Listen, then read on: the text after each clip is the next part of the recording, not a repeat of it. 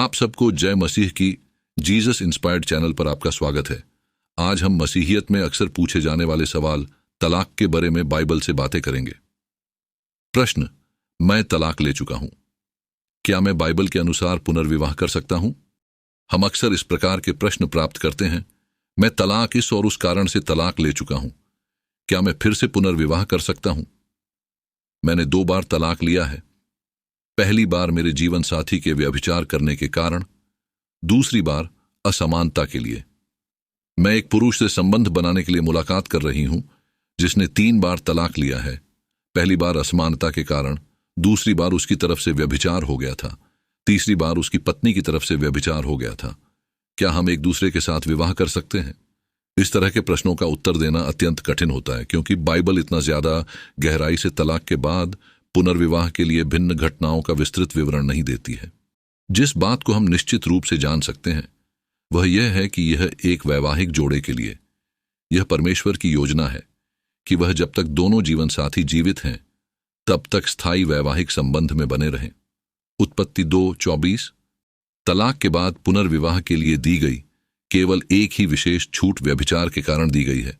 अब तक इसके ऊपर भी विश्वासियों में वाद विवाद हो रहा है। एक और संभावना त्याग दिए जाने की है जब एक अविश्वासी जीवन साथी एक विश्वासी जीवन साथी को छोड़ देता है। 1 कुरिन्थियों 7:12-15।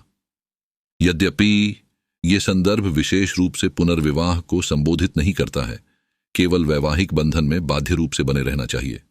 ऐसा भी जान पड़ता है कि शारीरिक, यौनिक या गंभीर भावनात्मक दुर्व्यवहार भी तलाक के लिए पर्याप्त कारण और संभावित पुनर्विवाह के कारण हो सकते हैं। हालांकि बाइबल इसके बारे में विशेष रूप से शिक्षा नहीं देती है।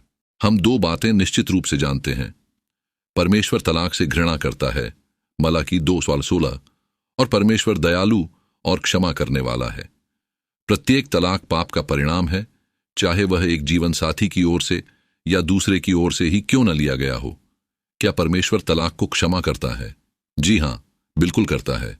तलाक किसी भी अन्य पाप से क्षमा किए जाने में कम नहीं है। सभी पापों की क्षमा यीशु मसीह में विश्वास के द्वारा उपलब्ध है।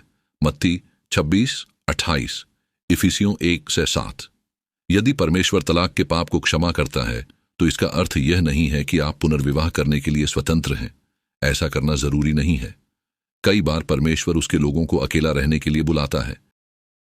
श्राप या सजा के रूप में नहीं देखा जाना चाहिए, अपितु इसे पूरी हृदय से परमेश्वर की सेवा करने के एक अवसर के रूप में देखा जाना चाहिए। परमेश्वर का वचन हमें बताता है कि कामातुर रहने से विवाह कर लेना भला है। 1 कुरिन्थियों 7:9। शायद यह कई बार तलाक के बाद पुनर्विवाह के ऊपर भी लागू होता है। इसलिए क्या आपको पुनर्विवाह कर लेना चाहिए या कर सकते हैं? हम इस प्रश्न का उत्तर नहीं दे सकते हैं।